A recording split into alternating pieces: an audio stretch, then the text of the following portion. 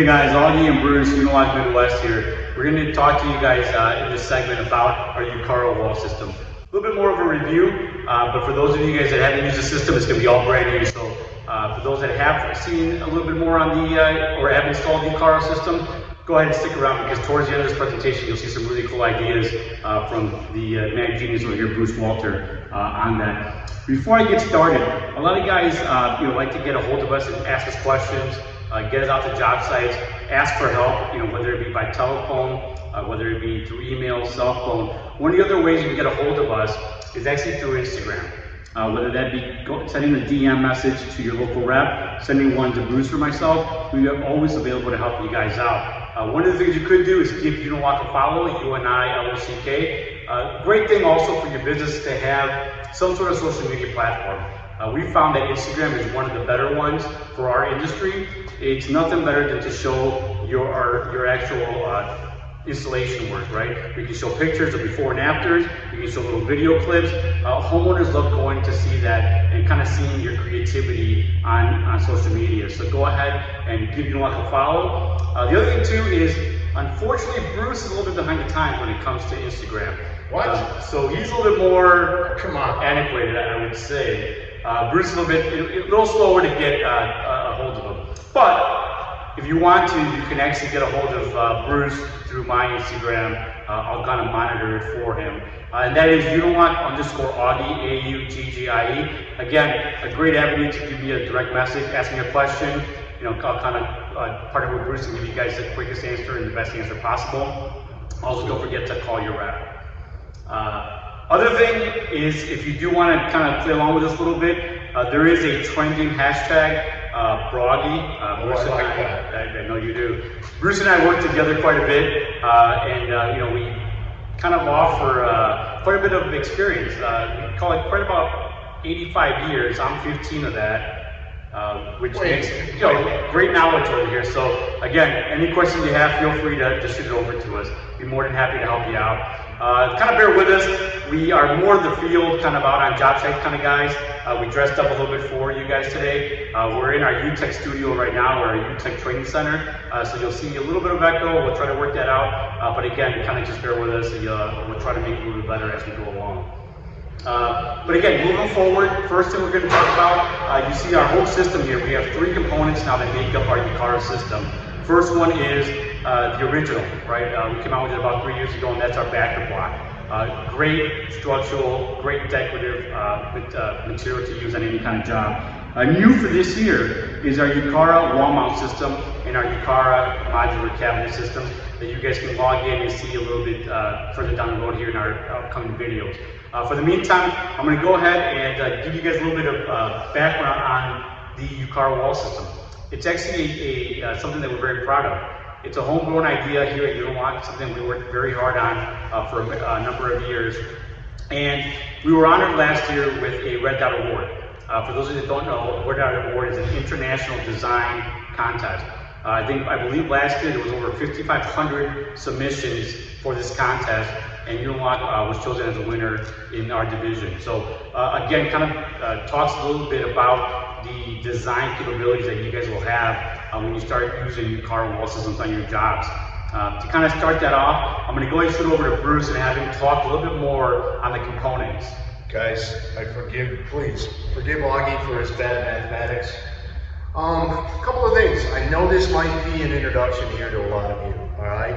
And as again we advance it, I apologize if you guys have seen quite a bit of this review. But, originally to me, 3 years ago, like when Auggie said when we first came out with the system, there were a few components involved, right? So, as an installer, I was a little bit reluctant to really gravitate to it, but I can tell you, things have definitely changed, all right?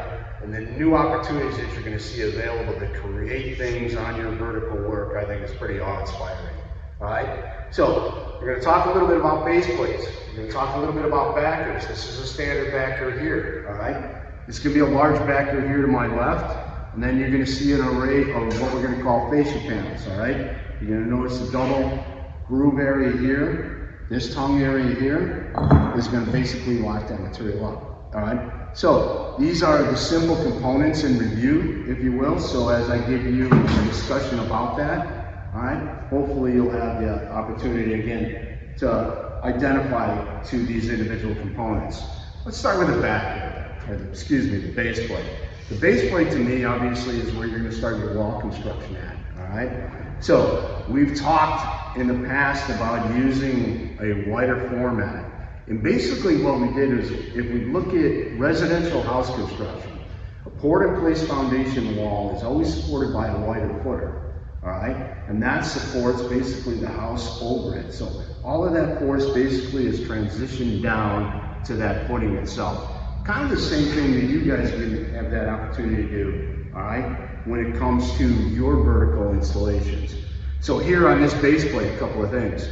All right, you're gonna notice it's 14 inches by 19 inches in length. A lot of times, if I'm doing a standard backer in a non-retention area, all right, I will use a _ℒ course base plate installation for it, all right? So here, if I lay this standard backer in the direction that it would go, that would provide the support necessary for this non-structural wall, all right?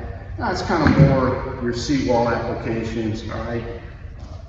Your vertical elements, things like that, fire pits, etc., etc. I do like, though, if I am going to be using a large backer and a little bit more of a larger retaining wall, I'll go into a _ℒ course fashion. So I'll lay that base plate and then use my large backer in this direction, all right? So I'm taking advantage of the 19 inches in width here, all right, to be able to start that. So again, a good, easy format. And if a lot of you guys are doing concrete, all right, do an overlay, do a half bond installation, double this course up, all right, to give you one monolithic. I think with some of the adhesives that are available to you guys now, you can basically melt these two components together. All right, so instead of framing and pouring concrete and doing a finish that's in good condition to accept the retaining wall, this is a good format to be able to allow you to start your wall. All right, let's talk a little bit more now. I'll move this table out about these backers and the combinations you guys can have. Push this out of our way here and expose a little bit of some of the area that we've got built already at UTEC here. So we'll start a little bit, again, how it's made. It's made like this, in this direction, all right, as it's fabricated out of the plant, all right. What does that mean? That means consistency. I've got height consistency, all right, rail alignment. There's a lot of consistency that are developed once we draw out of the mold in this direction, okay? So, a couple of things on the bottom. You're going to notice these open groove areas here, all right? So my center groove is going to give me a perpendicular alignment.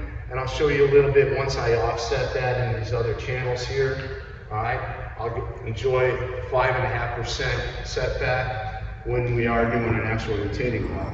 Now, a lot of applications in the backyard are your raised patio applications, and I like this wall for that because I can gain the retention here on these lower two courses, basically. All right, and then transition over and still fall in my tongue and groove alignment to enjoy a seawall, so we don't have to have a rail or anything like that on the back side of a raised patio. So these two components here work very well together. The other thing that's kind of nice too, and I'll point out, is these two courses of the standard backer have got locked up with this, all right? So we'll refer to that as a lock bond type installation. But I'm basically mechanically connecting these two courses together. So that's kind of cool. Now, the other thing that I really like about the wall system is its ability to retain, all right? So by using the large backer, it's a great insulation technique here. We've got this laid up here, and instead of doing true perpendicular, we've come to that offset position on that backer. So here with the large backers, I'll kick that up. You'll see I'm setting back one notch, basically, all right? And that's establishing our bond at 5.5%. Once we install GeoGrid, which we have here, we're going both over these tongues, all right? And then you're going to notice I'm going to do a pull out here, obviously, and show you the resistance that double tongue offers.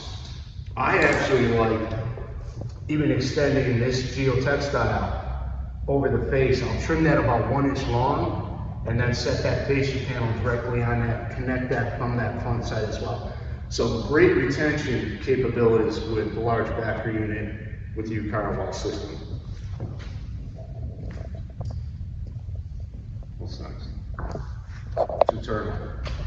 One of the things, guys, that Bruce failed to mention is that I'll go back to the detail here. This is more of Bruce in the 70s, right? This is a really good detail there. Bruce wants me on my side, I'll go to my side.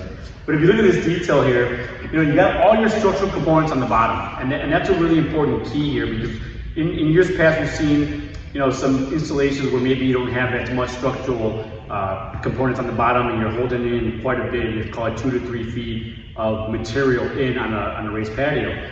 Here you got your structural integrity down here with the large backer. We transitioned to that decorative double-sided standard backer. So again, kind of like Bruce in the 70s, it's business on the bottom, party on the top, right? So if you guys can remember that, you'll be key on your structural integrity in your job site. So that is the Bruce Walter trick, the 𝐕-𝐲𝐸 effect. So moving forward, one of the things we want to talk about is some of the little small things that we saw in years past, right? Bruce and I, we're lucky to get to go out to a lot of job sites all over the Midwest, and we get to see some of these bills. And in those bills, we see some of the more common questions and some of the common, issues that we run across with some of these installations.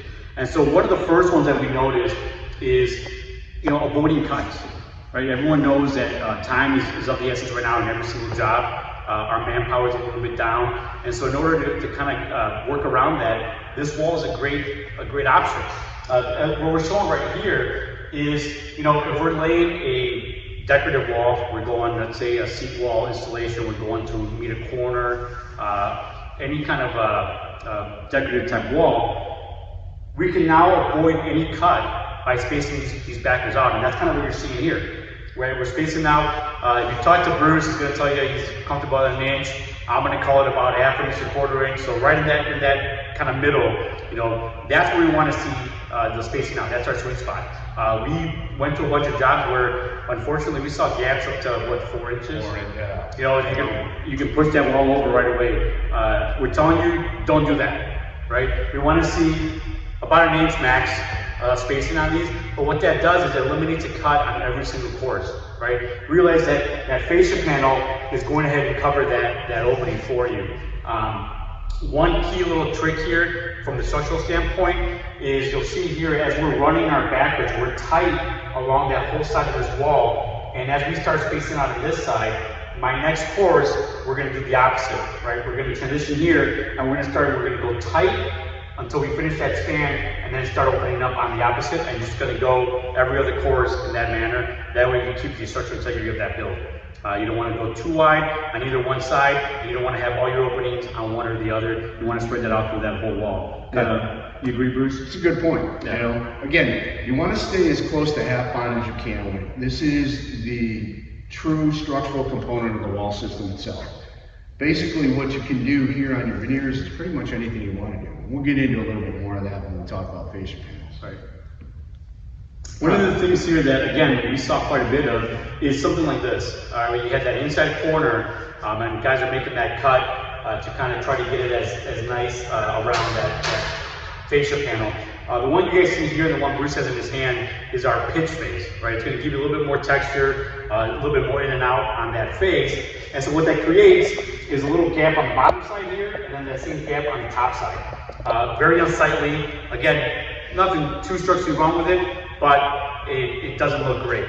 And so one easy way to avoid that is doing what you see here on the other side of the screen, which is basically just button those two manufactured edges tight on that corner, and that gives you a cavity right behind that. That's a great cavity, great area to run all your wiring for your lighting up that wall, and now you can run it on top of your coping, underneath your coping. Yeah, this is a tough cut to make, all right? So again, as Augie mentioned, if you can use that as a starting point, all right, you'll recognize the fact that I'm trying to scribe basically that connection point between the pitched face of that wall that I'm coming into, right? Tough cut to make. So how to avoid that is just what Augie said. Use that manufactured edge, all right, and butt that up. Right. That's going to save you guys a scribe cut in every single course. And again, it's just a time-consuming thing that we can avoid now with this wall system. So kind of keep that in mind as you guys are going on those inside corners. Just butt those manufactured edges right next to each other. Really tight seam all the way down. You won't see any daylight. You won't see anything through that wall. A really nice finished look to it. All right. I want to talk a little bit about the outside corner. A couple of tips and tricks, right? In the past, we've talked about using a large backer oftentimes to form a 90-degree corner. Well, a lot of times if you're doing a seawall application or a small planter or anything like that, you only have 4 courses, you only need 4 backers. So how can you do that basically with just the standard backers? And this is a good way to do it here, all right? So basically our first course of backers, standard backer laid up on the face plates here. Notice we've chiseled off that top tongue, all right? Reason is going to be as we come across the second course, all right? We want to crisscross basically that, all right? But we're starting here, we're using that smooth edge to the outside point of the wall. I recognize though that I don't have the Ucara rail here on this concrete edge to be able to support that. So how do we transition around that? Once I lay our fascia panels up, I'm using that closed-in corner to transition through that area where we don't have the rail to support it. Now, you're always going to use that closed-in corner with a half panel, all right? That's going to set your bond. That's going to be a great starting point for you to get your bond laid, all right? So oftentimes you can do that with the closed-in corner and then that half panel here.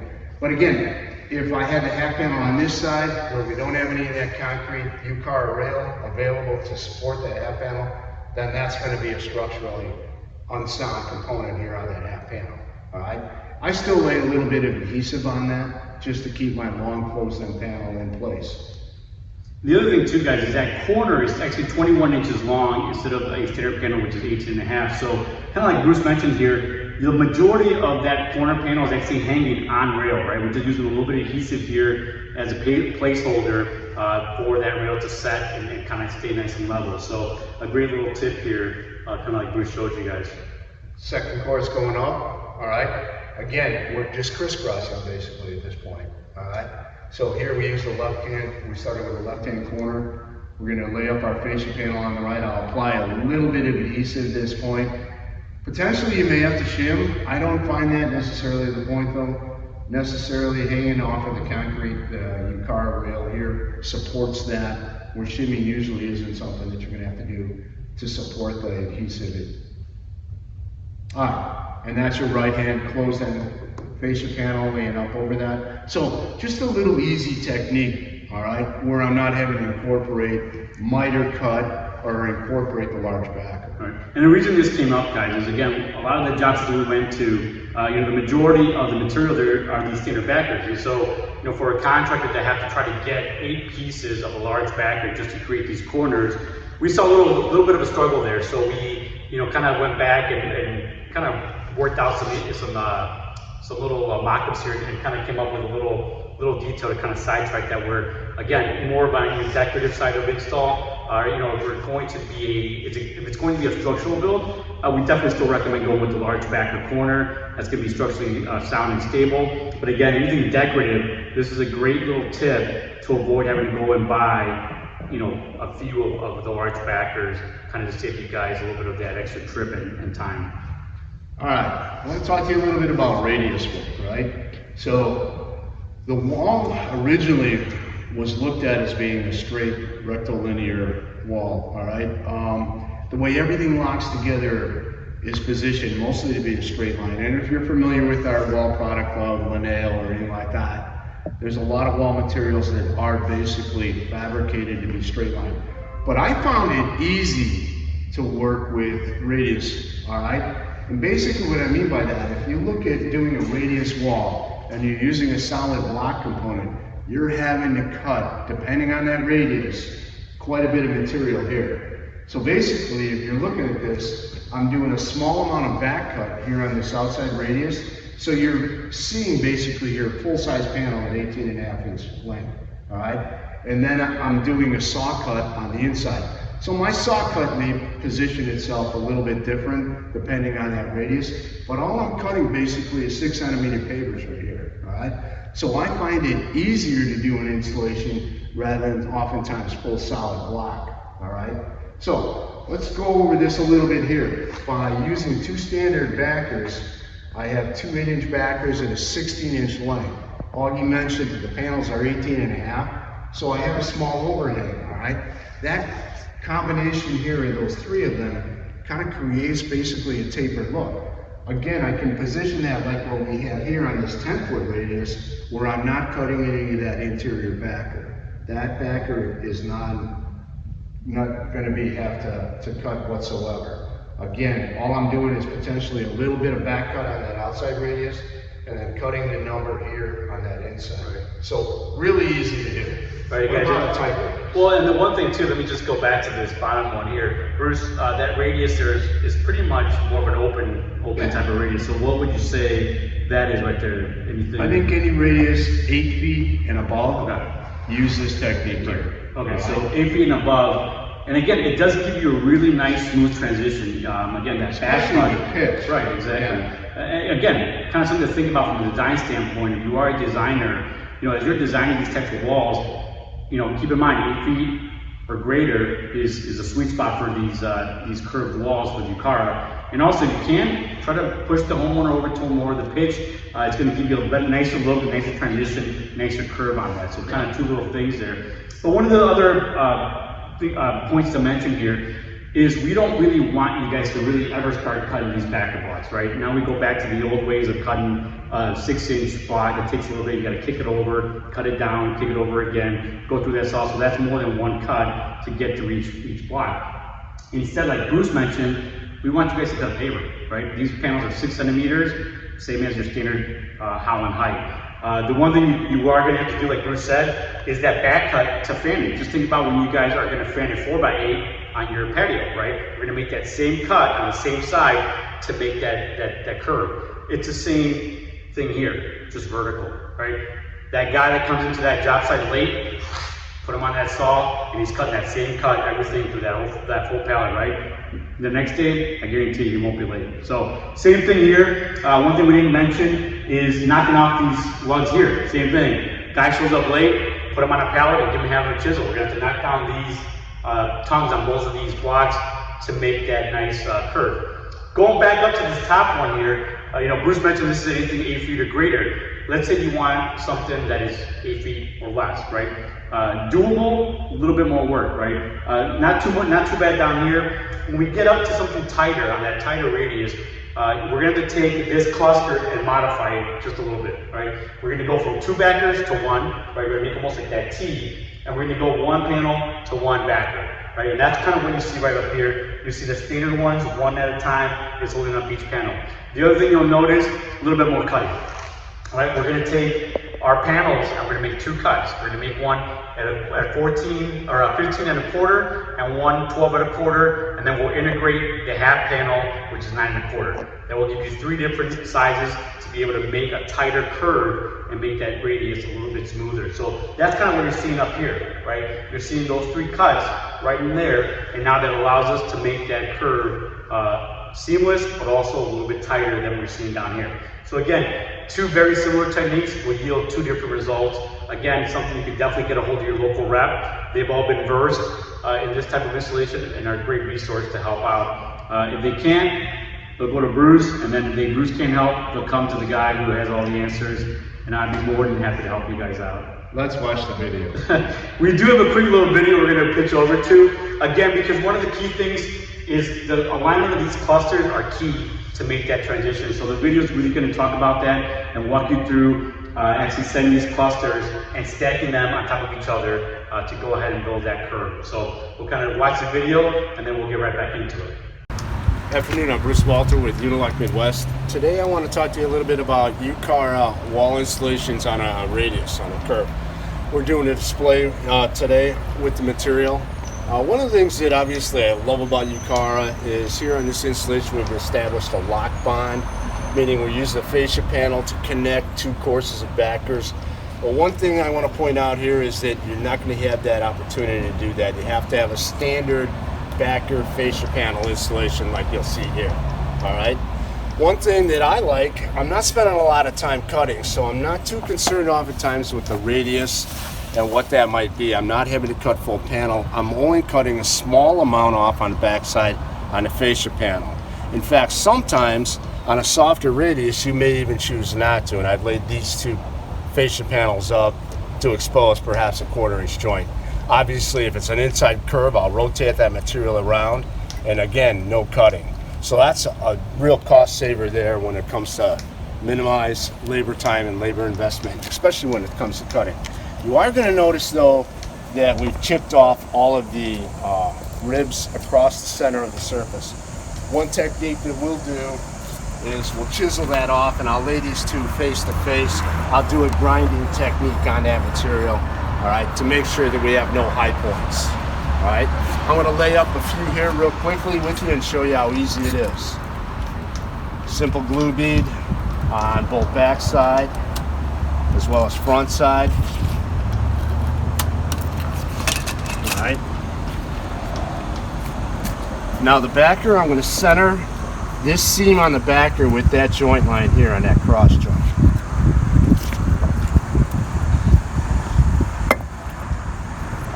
These two are going to connect. I'm going to be inside of my fascia panel slightly here and outside over there. All right. Now I'm ready for my fascia panel installation. I've already got one with the back cut, and that's going to go on. I do oftentimes though want to connect all of these together. Here I'll drop a bead of glue across the center to connect those three components together. The weight of this is going to be a 76-pound item, 23 each here, and then a 21.5-pound fascia panel on pitched. That's a simple installation. I can adjust this either in or out as I see necessary. Next one is going to go the same thing. Backer unit lined up on that center joint.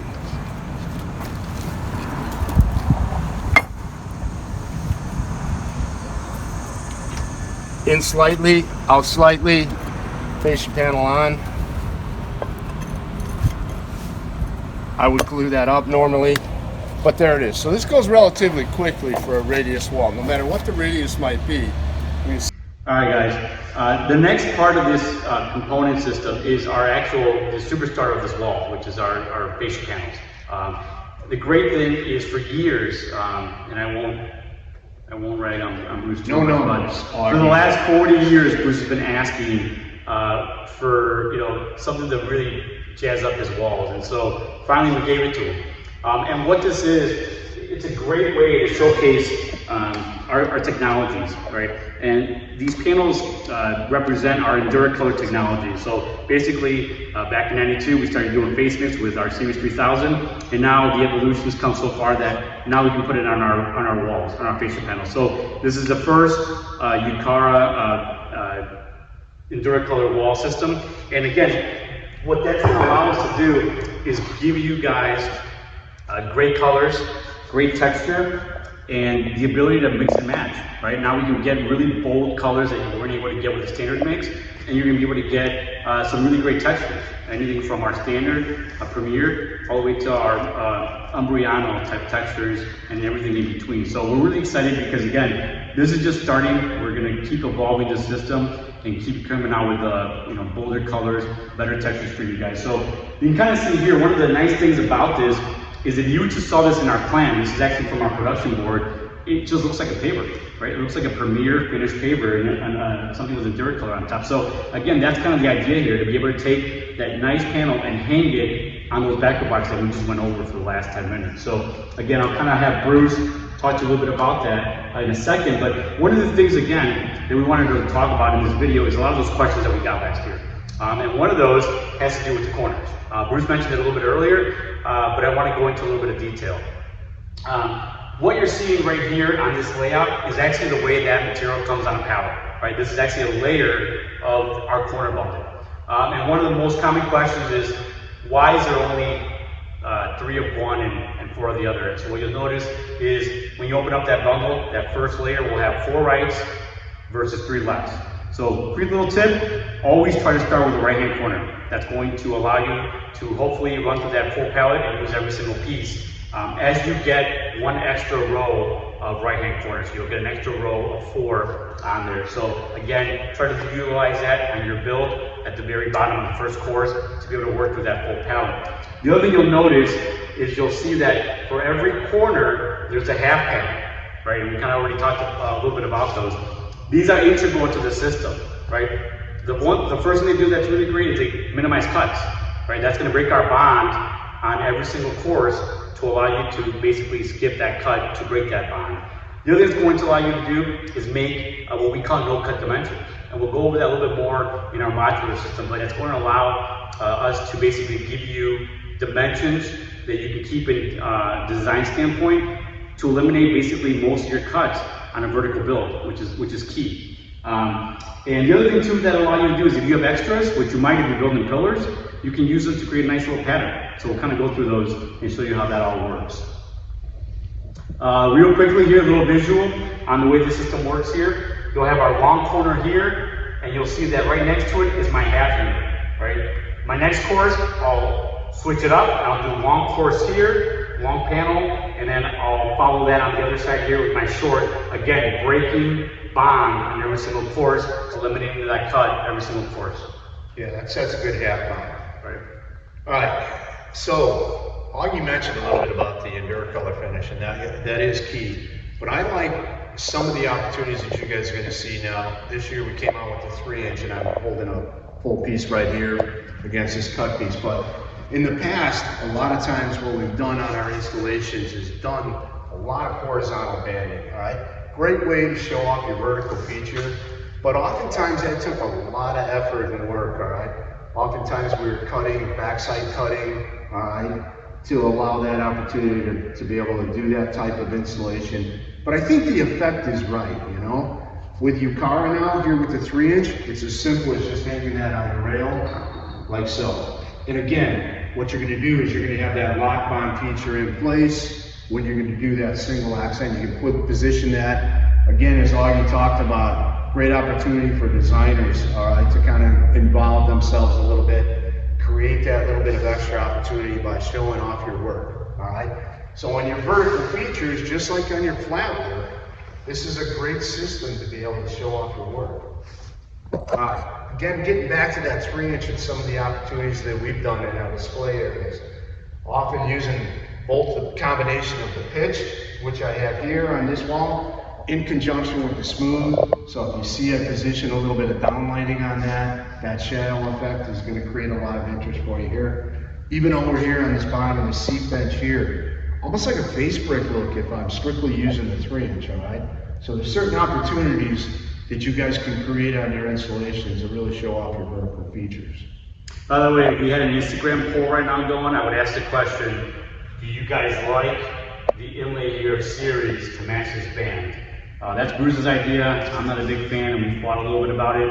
Obviously, he won, but I will put that out on Instagram pretty soon, and you guys can let us know whether you like that on that seat or if it's a little bit overkill.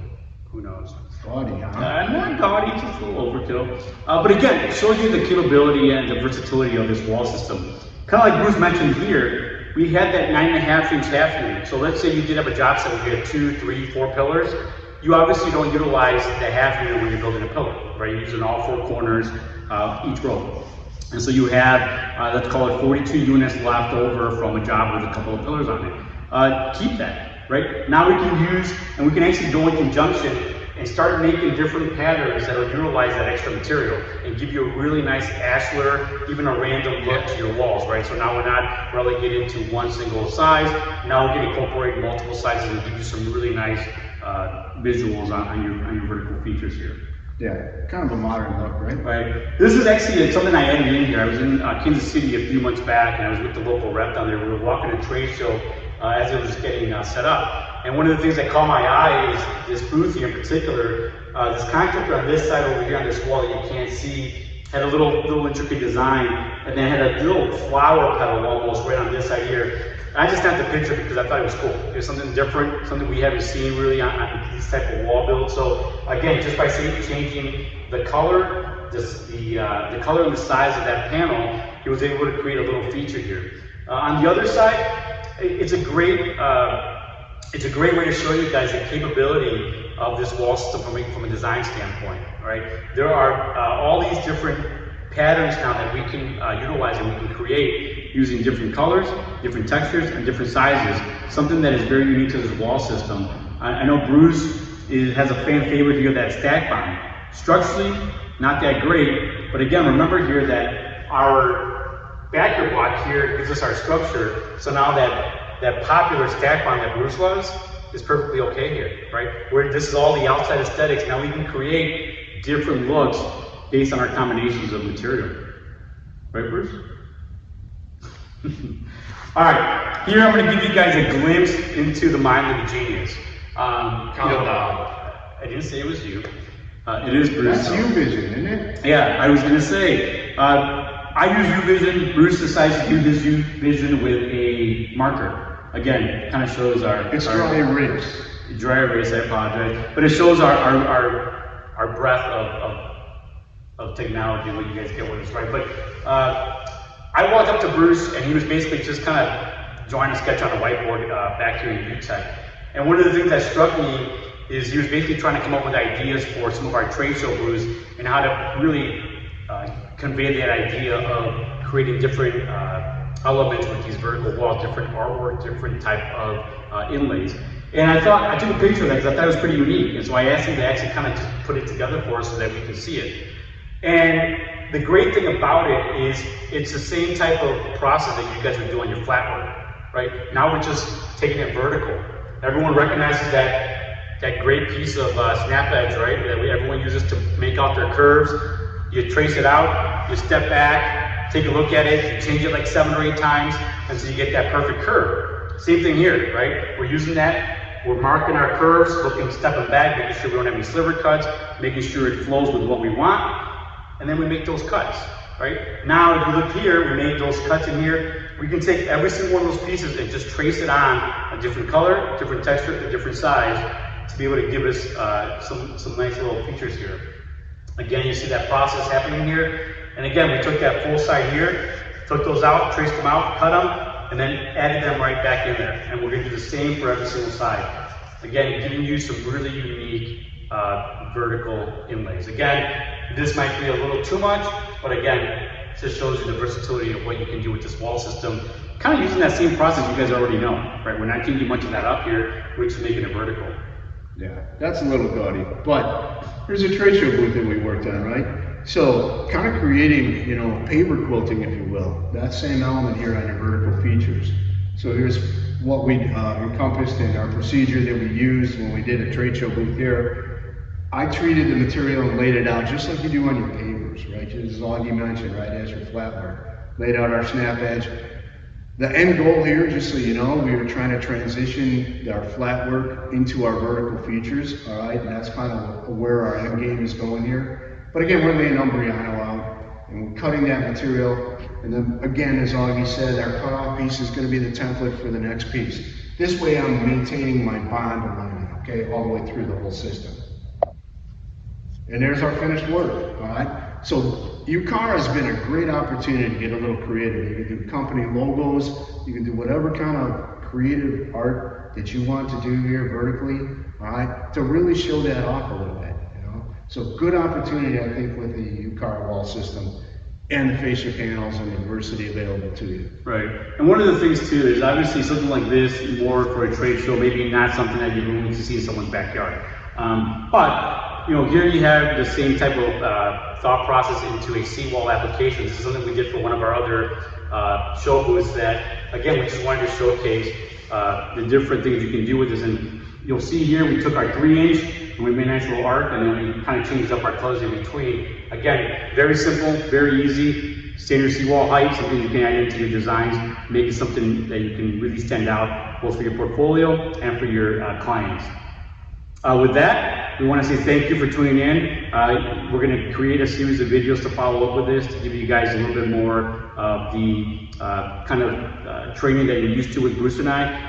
We do a lot of our work in the field. Unfortunately, we couldn't do that today. You bared with us, and hopefully the sound isn't too horrible. Thank you. But the one thing too that I want to kind of just mention is all of our local territory managers are great resources. And so if you guys haven't met your TM, please make a point to do so.